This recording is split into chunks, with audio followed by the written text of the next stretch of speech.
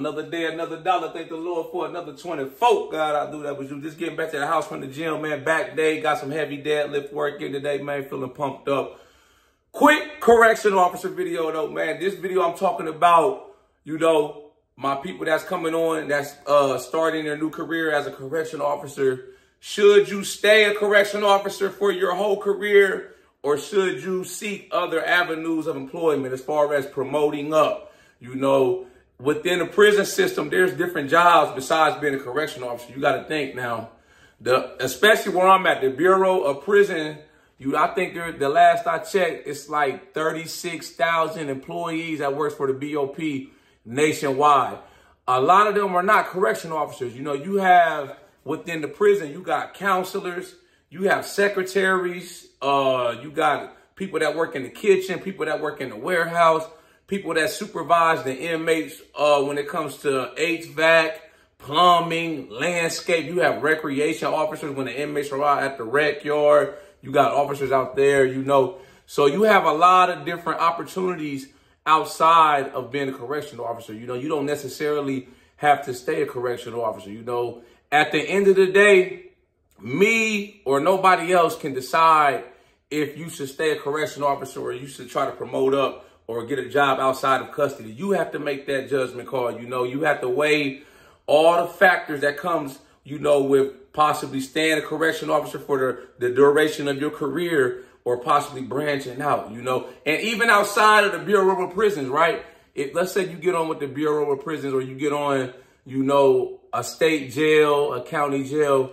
There's other agencies as well, you know. It doesn't stop with the BOP, the Bureau of Prisons, or whatever prison or jail you're at. You know, you could go, for instance, with the feds. You know, once you win, you could go transfer and work for the U.S. Marshals. You can go work for Homeland Security, Secret Service, Border Patrol. The state level, you can go be a police officer. You can go be a probation officer. You could work at the courthouse. You know, there's so many different avenues and different jobs, you know, that are out there. You know, it just doesn't stop with being a correctional officer, you know. So if you have aspirations and dreams of continuing to promote up and to elevate your career, you know, don't sell yourself short. You know, don't sleep on, you know, chasing your aspirations. You know, it all, like I said, it all boils down to what you want out of your career. You have to make it work for you. You know, me personally, you know, I've been a correction officer now for 13 years. I'm at the point now, how many years I got? I have, 17 years left, 15. Yeah, no. I have, I got to do 25 years, you know, before I'm eligible to retire, you know. So for me, you know, I actually enjoy being a correctional officer. You know, to me, the good far outweighs the bad. You know, I take my lumps, I take my wins, but as well as taking my losses. You know, when you're a correction officer, you have to deal with things like getting mandated, you know, a lot of times having to work the weekends, having to work night shift, having to work second shift, having to work holidays, you know. So you have to take the good with the bad, you know. But as far as the reason I like being a correctional officer is because, you know, I kind of know and expect what I'm going into, you know. When I'm at the point in my career now where I could bid on a certain unit, a certain shift with the certain days off. And it's like when I'm in there, you know, I'm on the unit and I just do my own thing. You know, it's just me and the inmates. You know, I don't have to worry about working with somebody else, having a boss over me. You know, you got the sergeant or the lieutenant that's on shift. But 9 times out of 10, when you see them, you know, it's just when they're making their rounds on the unit. And they may only stay, most of the time when the lieutenant come on the shift or on the unit to do their rounds, they only stay like 2 minutes, you know, if that 5 minutes, man. They come in there, check on you. Are you good? Okay, cool. I'm going to leave. I'm going to let you run your unit, you know. But I just like the aspect of the correctional officer because it's like so predictable 9 times out of 10. You know, once I go in, I already know what I'm going into.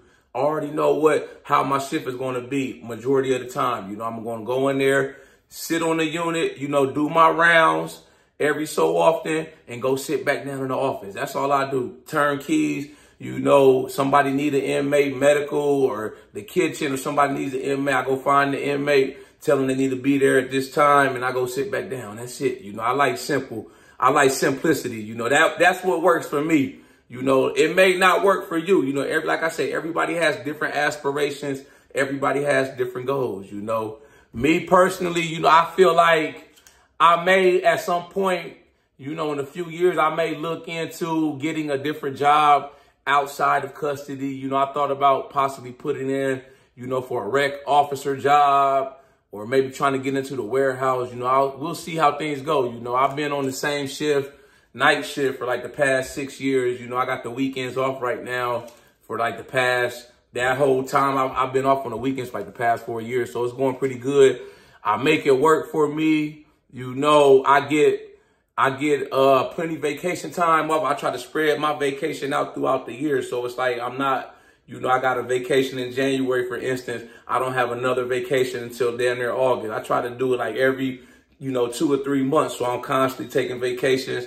My birthday roll around in December. I always take the week of my birthday off. That's right before Christmas. So I don't have to worry about people with more seniority kicking me out. Luckily, I get the whole week of my birthday off. I go out the country, you know, ball out, turn up, you know, go to the resort in Jamaica or Dominican Republic, somewhere, turn up, you know. But like I said, you got to evaluate what you want out of it. You know, you got to see, you know, do you want to keep going the correctional officer route? Like I mentioned earlier, you know, you have to deal with possibly get mandated, you know, because we're short-staffed, having to work the weekends, you know, the holidays, you can't get the holidays off. But if you get outside of custody, you seek another job. You know, a lot of these jobs, especially where I'm at, the Bureau of Prison, and I know when I worked at the county jail, when I was in West Virginia, a lot of the jobs that were in correctional officer jobs, they typically work Monday through Friday, and they had the weekends and holidays off, you know. And then you had other jobs within the prison system where I'm at, the Bureau of Prisons.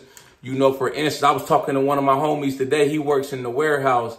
He does 410s. You know, he said we were sitting on the yard talking. He had came by my unit to get an inmate, and we were standing outside talking. You know, I was asking him about his job, you know, because I was, you know, just trying to pick his mind. I may want to possibly put in when the opening comes up in the future. But he works, he said, Monday through Thursday, 10 a.m. to 8 p.m., and he's off Friday, Saturday, Sunday, and he has the holidays off, you know. So that's a good deal. You know, if you try to get a job outside of custody, you don't have to worry about getting mandated anymore. You're not on the correctional officer mandate list. You don't have to worry about having enough seniority to get the weekends off anymore. You don't have to worry about like working the holidays, you know. But on the flip side, you know, you got to take the good with the bad. Now, you may have a boss over your head now, you know. You may have a supervisor in your department, whatever department you go to. You know, they may be like a real stickler about everything. You know, I talked to some of my coworkers up at the prison I'm at. You know, some of them, they be like, man, my boss, they be on us, man. They be clock watching us, man. We show up 5 minutes late, man. They already be there, you know, trying to write us up, stuff like that. You know, so you have to take that into consideration as well. You know, you have your supervisors. You know, and this is another thing, like me, I probably would never put in to be a lieutenant. And I feel personally, you know, in the Bureau of Prisons, I feel like a lieutenant is like one of the worst jobs. I'm just being honest. I feel like it's one of the worst jobs to me, you know. And I say that because, you know, you get your promotion, you become a lieutenant, right? But now it's like you're not an officer anymore. So now you move up a step above the officer. So now, not only do you have to deal with all of your line staff, all of your officers, you know, as far as their personal issues, you know, making sure you got enough officers to run the ship. You know, if you short staff, you're going to have to mandate officers. You know, people ain't trying to get mandated. They tired of getting mandated, man. And somebody with a lot of time may come to you like, I'm not working overtime today, man. I'm sorry. I got something I got to do. You know, you got to deal with stuff like that. You got to deal with people calling in sick. You know, the lieutenant just got the roster, just worked out right to where nobody has to get mandated. Then like 2 hours left for the shift to be over, somebody calls in sick. Now they got to scramble, try to mandate somebody, stuff like that. So not only as a lieutenant are you dealing with, you know, your line officers, you know, all their personal issues, whatever they have going on. Also, on top of that, you're dealing with, you got your boss above you, you know. Where I'm at in the Bureau of Prisons, you know, you got your captain.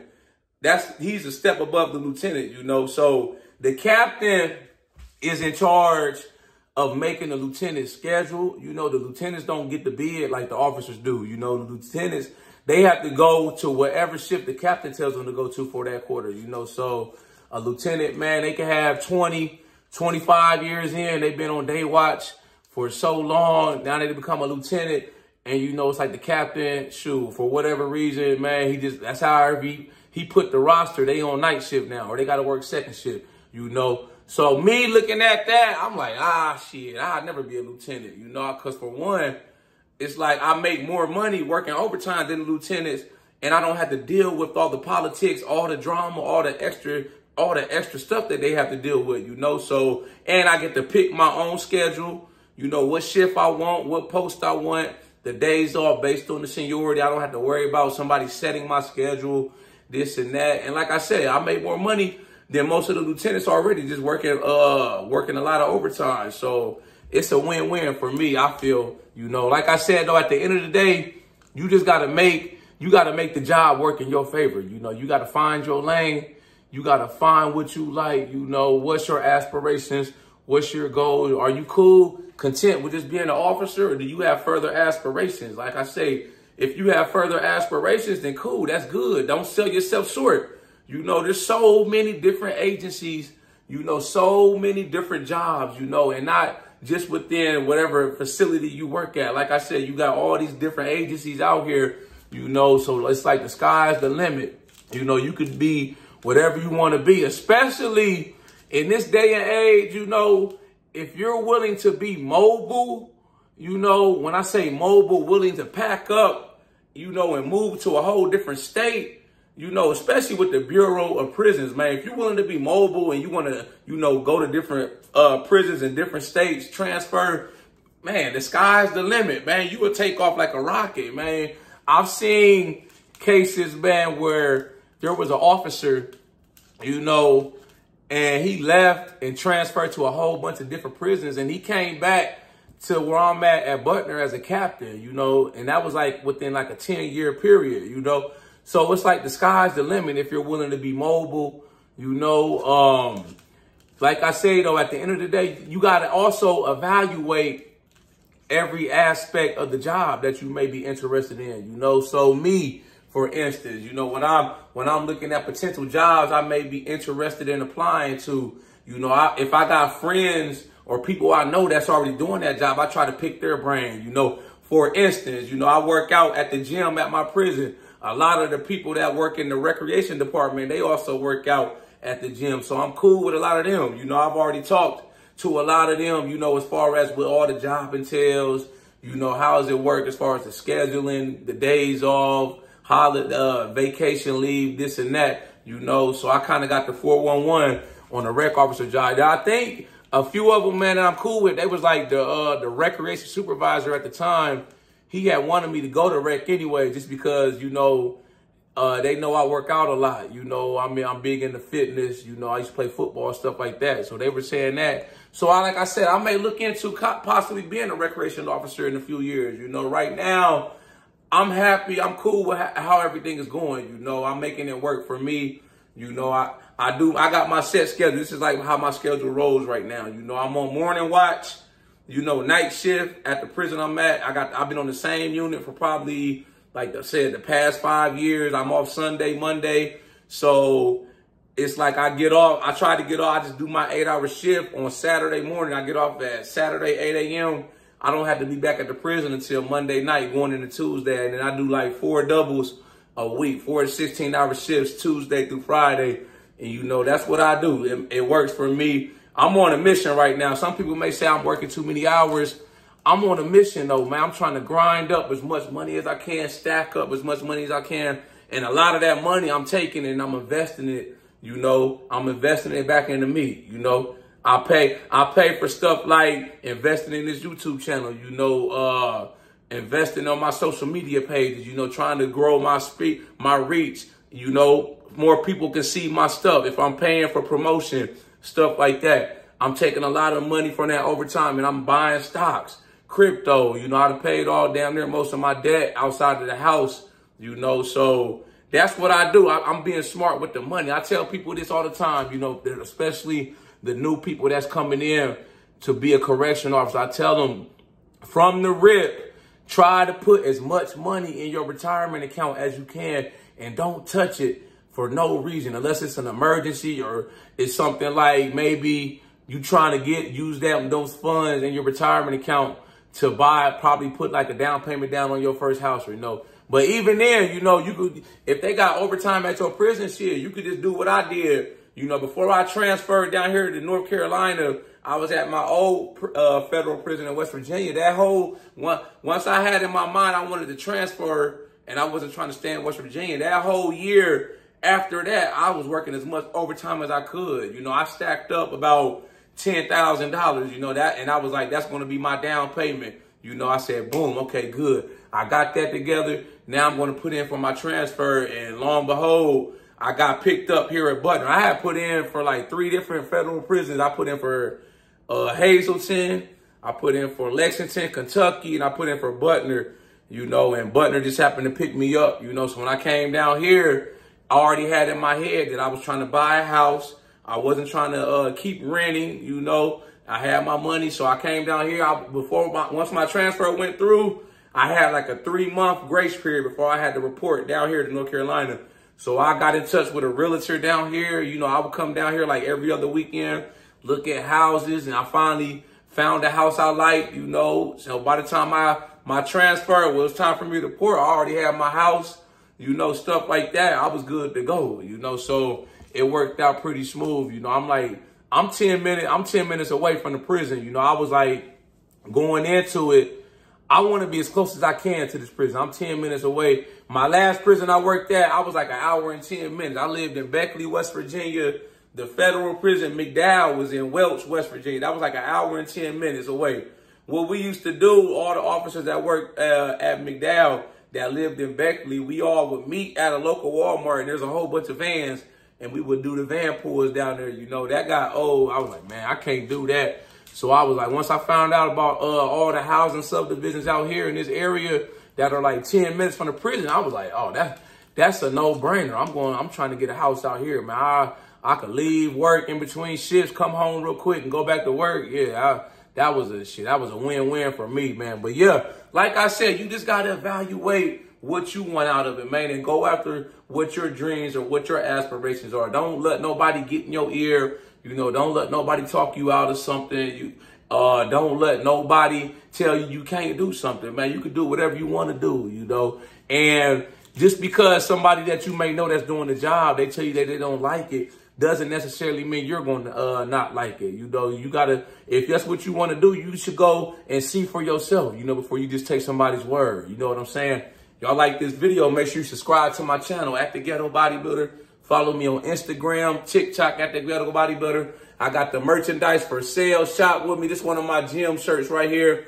First Team All Gym. I got a lot of different hoodies and t-shirts on my website. A lot of different catchy quotes and captions, man. Copy some merch from me off my website, man. But yeah, man, I hope this video helped y'all out, you know, as far as exploring or deciding if you just coming onto the scene as a correctional officer, you want to stay a correctional officer the rest of your years working on the job, or you want to possibly do something else, you know. Y'all got any comments, questions, or concerns, or you got any possible topics or ideas you may want me to cover in a future video, drop a comment in the comment box and I'll get back to you as soon as I can. Y'all know how we coming. Let's get motivated.